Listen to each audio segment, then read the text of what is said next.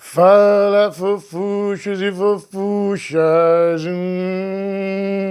Fala aí, galera, beleza? Tamo aí de volta, né? Todo mundo em casa, de quarentena, só no contatinho, zap zap. Sei como é que é, tá difícil, né? Mas vamos dar continuidade à nossa matéria.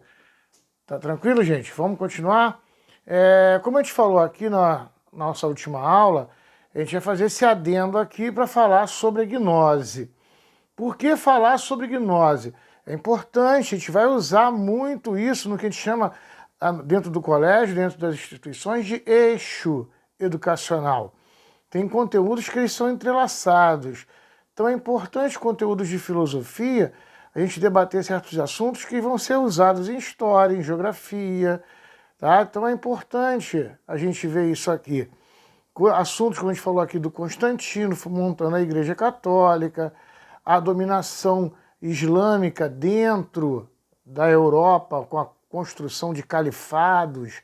Aí você vai ver o conflito entre cristãos e muçulmanos, nas cruzadas e aquela coisa toda. Como estudar isso se a gente não entende essas culturas tão diferentes, mas que provêm do mesmo tronco filosófico?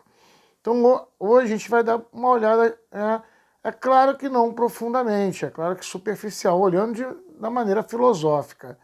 Tranquilo até aí, gente? Estamos indo? A primeira coisa que a gente tem que estabelecer na gnose é a diferença entre religiosidade e religião.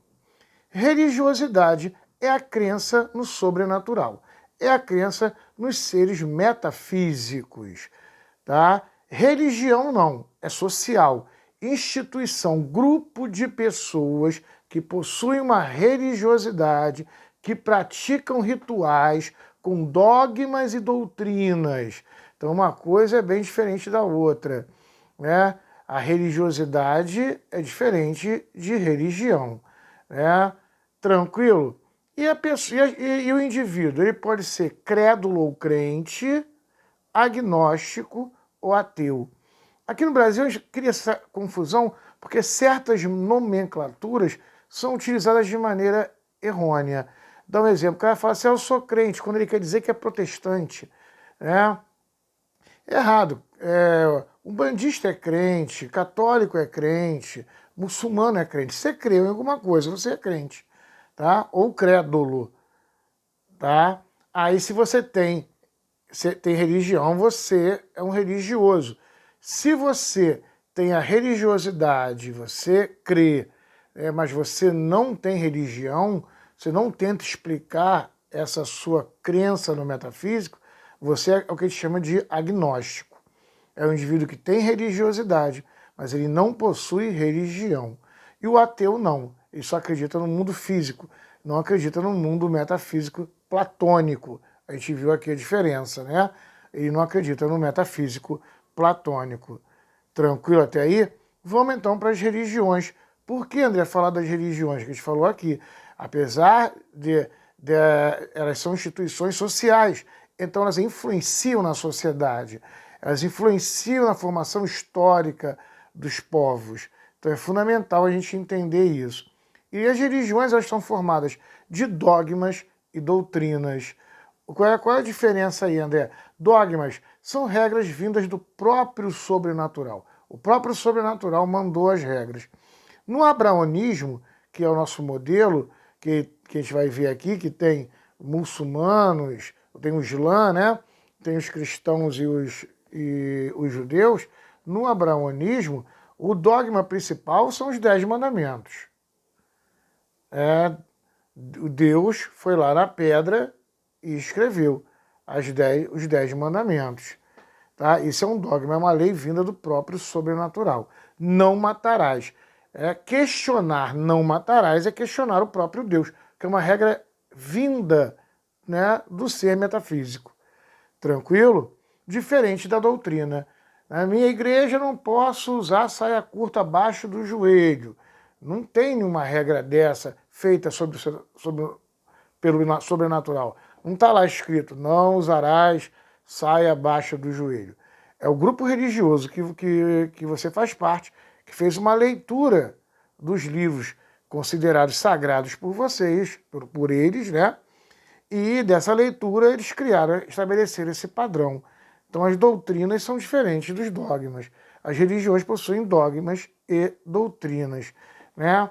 Outra coisa que é comum às religiões é sagrar e consagrar. Sagrar, invocar o sobrenatural. Então, dentro da religião cristã, você pode orar, rezar. Os ubandistas lá, eles tocam tambores, fazem os cânticos. Isso tudo é invocação do sobrenatural. Então, sagrar é quando você invoca o sobrenatural. Consagrar é quando você crê que aquele sobrenatural ele se manifestou em algo físico. Aí tem exemplos para se dar. Vamos dar um exemplo aqui. Nas religiões de matriz africana, há um incorporamento, né, do sobrenatural. Na Igreja Católica, a hóstia vira carne e o vinho vira sangue. A transmutação aí da hóstia e do vinho. Cuidado, tem gente que fala assim, não, ali é uma representação. Não, não é uma representação. O católico realmente acredita que naquele momento ocorre algo mágico, metafísico, em que há a transmutação, né, da substância material. Tá? E para os protestantes, o óleo ungido. O indivíduo acredita que aquele óleo possui propriedades mágicas, através do ritual que ele fez. Então, para entender o que é sagrar e consagrar e como é que isso se encontra na maioria das religiões. Existem religiões em relação à divindade. Existem religiões que são monoteístas, elas creem num Deus só. Tem religiões que elas são politeístas e tem religiões que são ateias. A gente vai até falar sobre isso aqui. Parece muito diferente, mas é uma religião que não tem um Deus. Há segmentos aí do budismo em que não acreditam em Deus. Tranquilo até aí? Vamos falar então dos deuses. Os deuses, eles têm a sua formação. Ela pode ser um deus zoomórfico, olha aí para zoa de animal, mórfico de mutação, é aquele deus que tem parte animal, parte humana. Isso acontece muito nos deuses egípcios, né? Cabeça de pássaro, cabeça de gato, ou nos deuses hindus, cabeça de elefante. Deuses metamórficos. No hinduísmo tem muito isso, aquele deus com os vários braços. Inclusive falam na sala de aula que tem, dentro da religião hindu, tem um deus que ele possui os dois sexos. Ele não é deus nem deusa, né? Ele é os dois ao mesmo tempo. Que, inclusive, quando a família, na religião hindu, quando a família percebe que a criança ela tem alguma tendência à homossexualidade, eles acreditam que esse deus, deusa, tocou a criança. Então eles pegam essa criança e levam ela para o templo desse deus, que ela vai ser sacerdote desse deus. Inclusive no seu casamento, se um sacerdote desse entrar no seu casamento, a festa cresce. Cresce porque esse Deus está abençoando o seu casamento. E seu casamento vai ser muito fértil. Tranquilo? Para você entender aí as visões que se tem. Existem religiões que elas são dualistas, em que existem as forças do bem e do mal, e pluralistas, que existem várias forças de diferentes aspectos.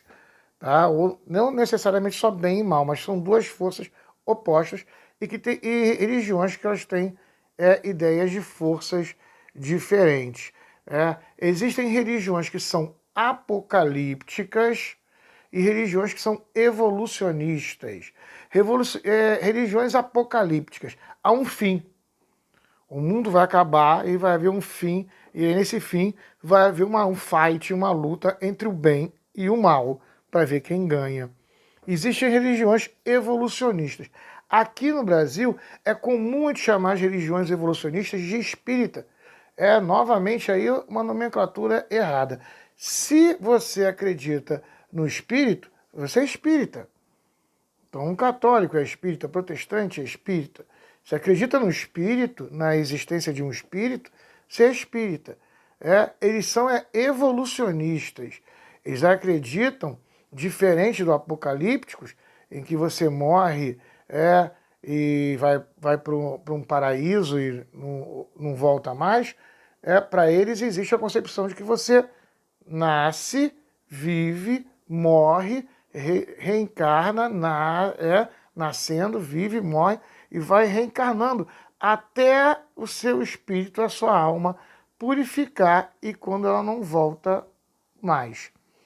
As principais vertentes aí, mais conhecidas pela gente aqui, são o kardecismo, de Allan Kardec, as religiões de matrizes africanas e o hinduísmo. Essas três evolucionistas. Mas características diferentes entre as três, que a gente vai falar aqui. Primeiro, o kardecismo, ele é monoteísta. Ele trabalha com monoteísmo. E na visão de Allan Kardec, existe um céu que ele é meio tecnológico. O paraíso é meio tecnológico. Tem hospitais, tem casas, tem uma estrutura, um paraíso diferente para eles. E eles são monoteístas. As de estrutura de matriz africanas são politeístas, os orixás, e aquela coisa toda. E a hindu, que também ela é politeísta, só que aí ela é zoomórfica, a gente já viu agora o que é, e metamórfica também, tá?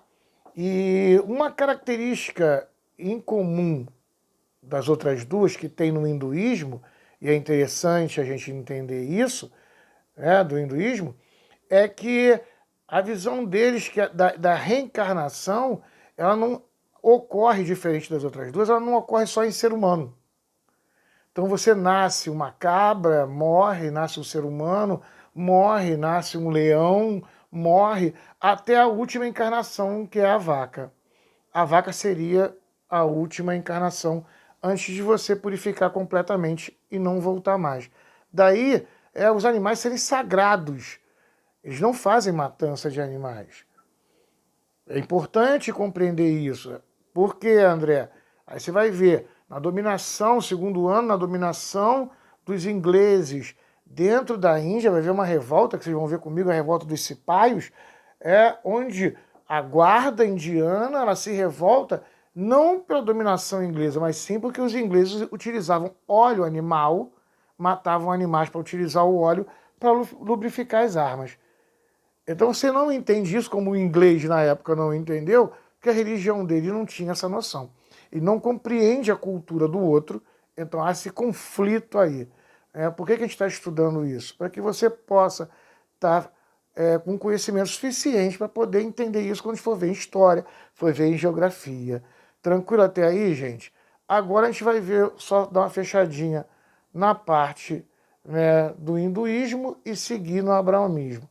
Valeu, galera? Vambora? E aí, vamos lá, gente? Vamos finalizar essa parte agora do hinduísmo, vendo algumas características básicas da religião hindu, porque elas são importantes para a gente nesse eixo que a gente faz com história, geografia, tá? Tranquilo até aí? Vamos fechar aqui alguns conceitos básicos. Primeiro que esse politeísmo hindu, ele tem 4 grandes entidades, Brahma, Shiva, as outras duas, que dessas 4 grandes entidades nascem as outras entidades, os outros deuses, Essas 4 grandes entidades nascem todos os outros deuses que a gente falou, que existem vários deuses no hinduísmo. A reencarnação hindu está ligada ao karma, a ideia de que você tem um problema e que esse problema ele vai sendo resolvido a cada encarnação que você vem, até você purificar a sua alma e não retornar mais, que a gente falou aqui. Beleza? O sagrar, que a gente vê nas outras religiões aí, que a gente chama de orar, que a gente falou aqui, a sagração, rezar, a sagração na religião hindu, eles chamam de mantras. São os mantras que eles possuem. E o ahimsa, que é muito importante para a gente. O ahimsa é a ideia da não violência. Aí que é o ponto importante para a gente. Por que o Ahimsa é tão importante?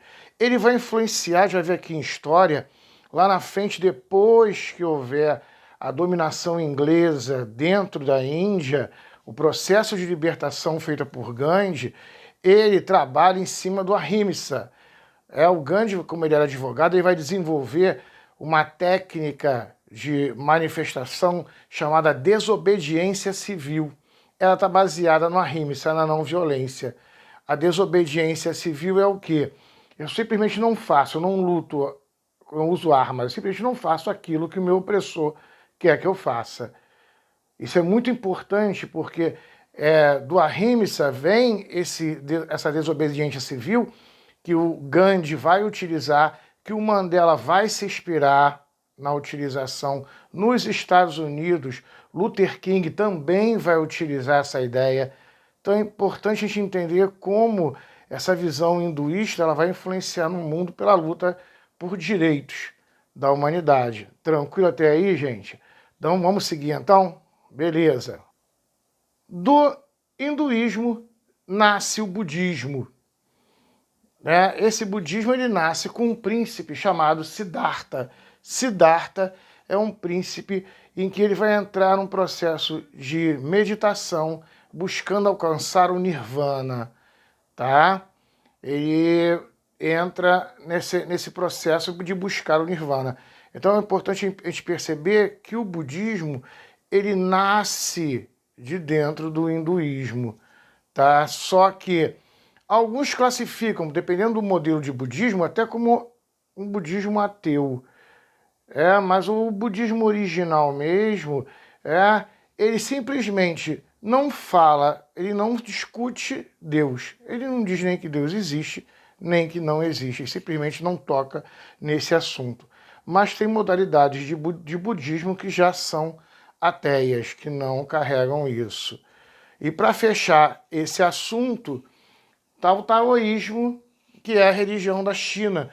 Importante a gente dar só uma olhada nisso aí, porque segundo ano também a gente vai estar falando sobre Revolução Chinesa, a Revolução Comunista na China, com Mao Tse-tung, isso tudo, e para compreender facilita entendendo a cultura deles, a gnose deles, tá? Eles trabalham com taoísmo. O taoísmo ele trabalha com forças. O que a gente falou aqui, ele não é apocalíptico, não tem fim, né? Na visão taoísta. Na verdade, ele tem forças que não é bom nem mal. São forças opostas, são forças antagônicas, que elas estão aí se conectando, se transformando constantemente. Eu até falo para os alunos aqui na sala de aula, eu falo assim, gente, a morte é boa ou é má? Não tem como falar que é bom ou é mal. A escuridão é bom, ela é boa ou é ruim. Para eles não tem essa visão, até porque tudo que é vivo se alimenta do que é morto. Você se alimenta de plantas mortas, de animais mortos. Então, para haver vida, tem que haver a morte. Olha esse ciclo aí. É legal a gente entender, como a gente estava falando na última aula, que existe aí uma lógica, mas eles não são racionais. Mas tem uma lógica, tem um segmento de pensamento. Então, esse símbolo do Yin e do Yang mostra bem para a gente a marca do taoísmo, né? O taoísmo ele trabalha assim com o Yang, que é a fragilidade, a escuridão, o frio, o feminino, a morte. E o Yin, a força, a luz, o calor, o masculino e a vida. Então essas forças elas estão em constante equilíbrio aqui entre elas. Lembrando que tudo que é Yang tem um pouco de Yin, tudo que é Yin tem um pouco de Yang. Tá? Outra coisa importante entender é que eles não se preocupam com a pós-vida. A busca deles é meio que alquimista, é a busca da vida eterna, de uma vida eterna. Tranquilo nesses dois modelos aqui, a gente viu aqui os modelos evolucionistas. Agora a gente vai para o modelo ocidental, que é o modelo que a gente chama de abraonismo. Tranquilo? Vamos lá. Beleza, galera? Olha só, existem 3 religiões no Ocidente que elas estão ligadas pelo mesmo tronco filosófico. Quais são elas? O judaísmo, o cristianismo e o islamismo, que a gente chama o muçulmano, né? Essas três religiões, elas estão ligadas no mesmo tronco filosófico. Elas possuem o mesmo Deus, tá? Elas nascem em períodos diferentes, a gente vê aqui, elas têm características um pouco diferentes, mas elas nascem da mesma ideia, tá? A primeira delas todas é o judaísmo. Por que judaísmo, André? Porque vem da região de Judá, também chamado de israelita, porque é de Israel, a religião de Israel, que fica na região de Judá. Cuidado, que israelense é quem nasce em Israel, israelita é o judeu, é o da religião de Israel. Tá? Essa religião data mais ou menos de 2500 a.C. Como funcionava o judaísmo nesse período aí, logo no surgimento dele? Vamos lá. Você tinha um templo aonde o Deus Javé, Yavé, Jeová, Alá, o termo para o Deus aí vai depender da religião e da sociedade. O Deus Javé, o Jeová, morava dentro do templo e ninguém podia pisar nesse templo. Dizia-se então que se você pisasse no templo e fosse impuro, pegava fogo. Daí as famílias ricas judaicas davam suas filhas recém-nascidas virgens para serem sacerdotisas dentro do templo. Só elas podiam pisar lá no templo. Então você, a comunidade, ela deixava o seu holocausto, né, a sua oferenda nas escadas e elas pegavam. Assim funcionava esse templo. Do lado de fora, você tem os profetas. Aquele coroa com um cajado na mão, que ele ia nas ruas, juntava as crianças, as pessoas, sentava na pedra e contava a história do povo judaico e da religião judaica. Fica ligado que nesse momento a religião ela é falada, ela não é escrita. Eles não escreviam, né, as histórias da religião. E além do templo com as sacerdotisas e, né, com os profetas, você tinha um oráculo, que era uma caverna, onde você tinha um velho sábio lá dentro e que você jogava uma moeda e esse velho sábio fazia uma profecia. É desse oráculo que nasce a profecia que diz que o filho de Jeová nascerá de uma virgem e que ele virá no dia de uma estrela e que ele virá libertar os judeus da opressão e que ele entrará em Israel sentado num burrico e tem mais outras coisas. Essa lenda ela é criada dentro do oráculo. Tranquilo até aí, gente? Importante a gente acompanhar isso. Beleza. Passou-se o tempo, chega-se os romanos. Os romanos chegam e saem destruindo tudo, tiro, porrada e bomba. Sai matando as virgens, destruindo o templo, matando as famílias. Do templo antigo só ficou uma parede que hoje eles chamam de Muro das Lamentações. Destroem tudo, a religião judaica quase desaparece. Daí vai surgir uma nova religião judaica. Essa religião judaica agora tem a figura do rabino, aquele coroa, cabelinho, né, barbudo, com quepá na cabeça. Agora eles passam a escrever a história deles num livro chamado Torá, que o cristão chama de Velho Testamento. E agora eles vão para dentro do templo orar, fazer o seu holocausto, matar animais, fazer todas as oferendas que eles faziam. Tranquilo? Surge então um novo judaísmo aí com a chegada dos romanos. O judaísmo se adapta. Que eu quero que você entenda que é 100 anos antes de Jesus que isso aconteceu. Então esse novo judaísmo não era aceito por todos. Principalmente pelo tio de Jesus, que era o João Batista. João Batista seguia um modelo tradicional de judaísmo, aquele em que você não escrevia nada, aquele que você peregrinava, sentava as pessoas e contava a história. Jesus vem desse modelo aí. Tá? Então eu quero que você entenda que há um choque entre os dois modelos de judaísmo. O modelo antigo de judaísmo representado por Jesus e o modelo novo representado pelos rabinos. Só que acontece o seguinte, esse modelo novo, ele está ligado com os romanos. Tanto que eles exercem uma coisa quase como um prefeito. Eles tinham uma guarda rabínica. E essa guarda é que prende Jesus, espanca Jesus, mas não mata. Eles não podem matar, porque eles não têm o poder de tirar a vida. Então eles levam, né, para o governador romano, Pôncio Pilatos, para julgar Jesus. Chega lá, Pilatos fala, vocês estão me trazendo esse cara, o que ele fez? Fala, ele disse que é rei, se disse que é rei, vai morrer, porque só pode haver um rei, que é o imperador romano. Você é rei? Ele falou, sou rei. Da onde? Dos céus. Ah, bicho, não me interessa, rei do céu. Gente, ele é judeu igual vocês. Olha aí, Pilatos, o governador, está falando com os rabinos, a liderança judaica. Ele é de vocês, é do povo de vocês. Vocês estão querendo matar ele? É sério isso? É vocês que querem matar ele? Tranquilo então, eu lavo minhas mãos. E vai crucificar Jesus. Percebeu? É muito importante você entender isso aí, que às vezes a pessoa não percebe. Quem queria a morte de Jesus eram os judeus. Por que, André, isso é importante? Porque essa visão, né, de assassinato de Jesus, de quem matou Jesus foram os judeus, ela vai se perpetuar durante a história toda até chegarmos na Segunda Guerra Mundial, onde Hitler pega isso e vai amplificar isso. Mas essa ideia de perseguição aos judeus, dos judeus serem culpados pela morte de Cristo, isso sempre houve.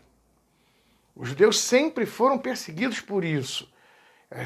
Esse ódio aos judeus ele só vai ser amplificado. Hitler vai pegar isso e vai amplificar na Segunda Guerra Mundial.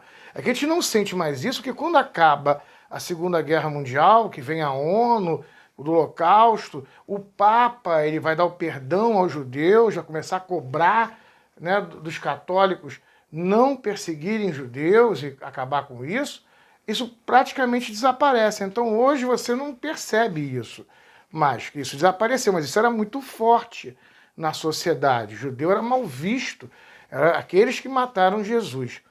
Até aí tranquilo, gente? Tá dando para acompanhar? Beleza. Então vamos lá. Olha só, Jesus, ele desaparece. Ué, André, desaparece? Jesus desaparece e os seguidores de Jesus eles vão se separar e transformar, criar tribos, né, cristãs. Ué, André, criar tribos? Para pensar, o cara foi embora, ele casou, teve 15 filhos, naquela época era 15, 18, 20, aí os filhos têm mais 15, 20 e vira uma tribo, né? A família dele vira uma tribo.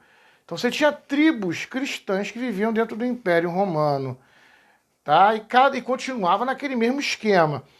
Vamos dizer, eu sou o mais velho da tribo, eu conheci Jesus, eu sento na pedra, conto a história sobre Jesus, aí morro, meu filho mais velho sobe na pedra, assume a tribo, conta a história, e assim era feito de geração em geração. Tá? Para a gente poder entender. É mais ou menos aí no século III que vão surgir os primeiros relatos escritos. É o que a gente chama de evangelhos. A Boa Nova. Eu conheci Jesus e estou contando como foi conhecer Jesus. É importante a gente perceber que todos os evangelhos que nós temos hoje, eles não são documentos autógrafos, ou seja, quem escreveu não viu Jesus.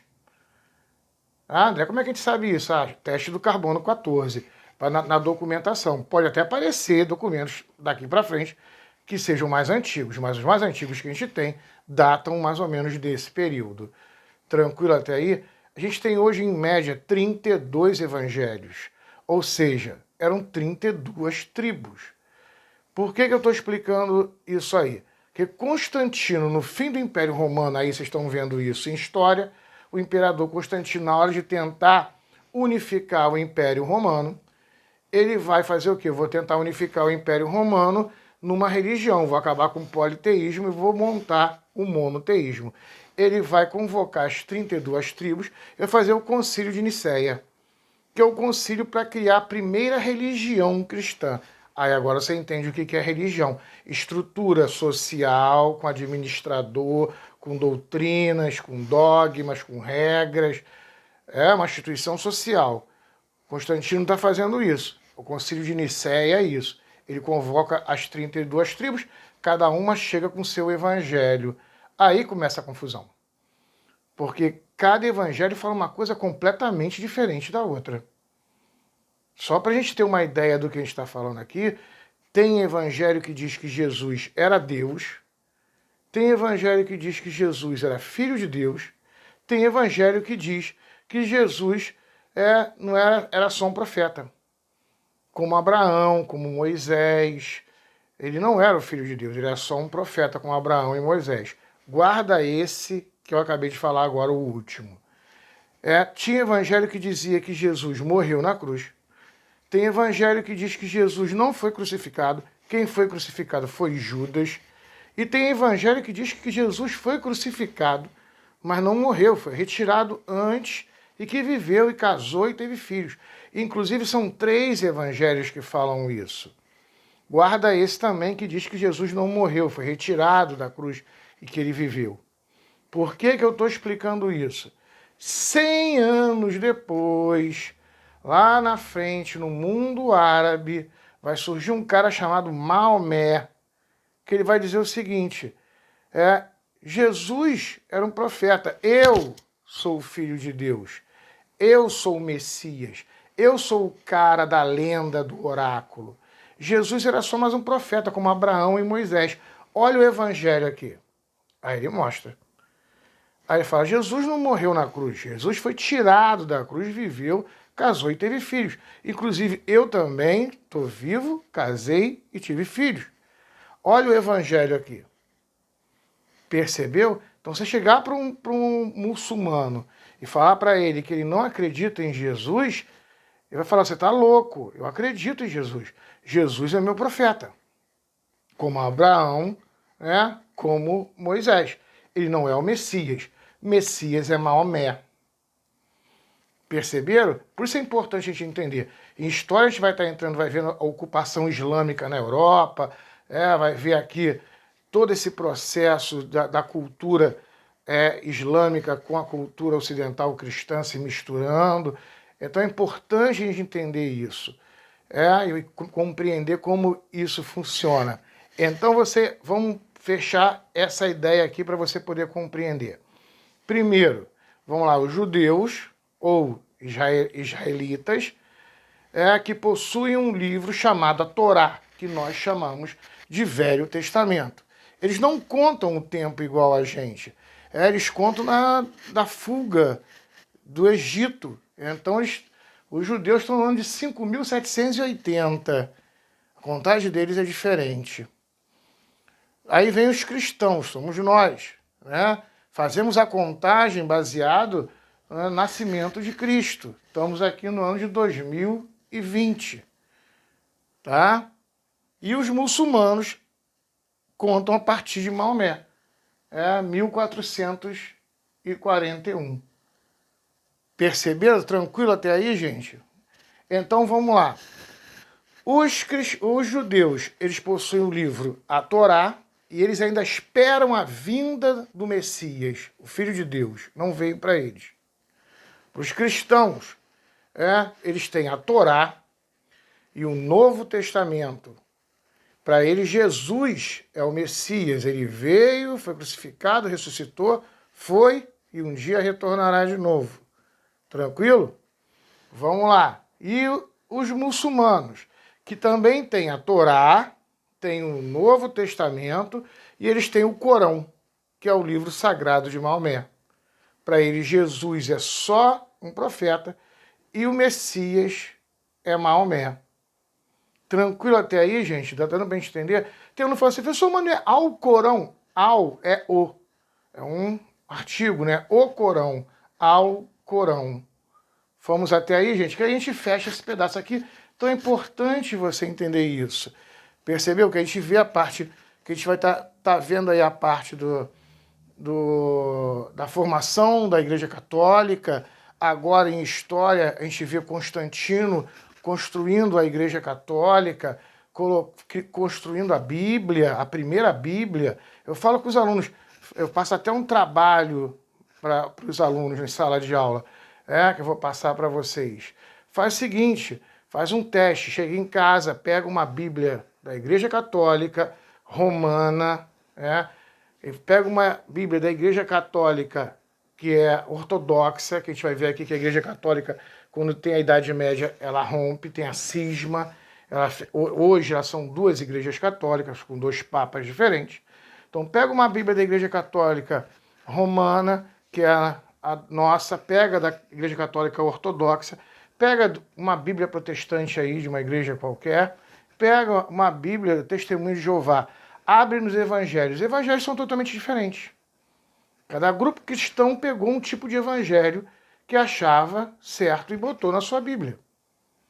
Tá? E tem os evangelhos que a gente chama de apócrifos.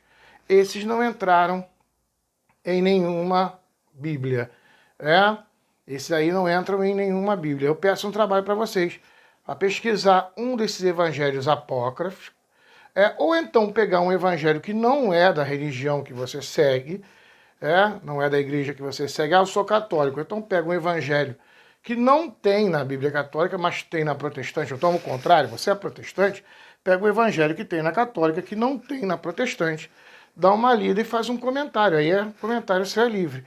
Importante que eu quero que você perceba é que há visões diferentes com evangelhos diferentes. É essa a função do trabalho, é você perceber que há outras visões. Tranquilo até aí, gente? Fechamos esse pedaço, então? Beleza. Na próxima aula a gente vai estar corrigindo aí o nosso questionário. Vamos estar dando fechamento aí à nossa matéria, fazer uma correção dos exercícios todos. Gente, bom descanso para vocês, boa semana, saúde para vocês e para a família. Beijão. Falou?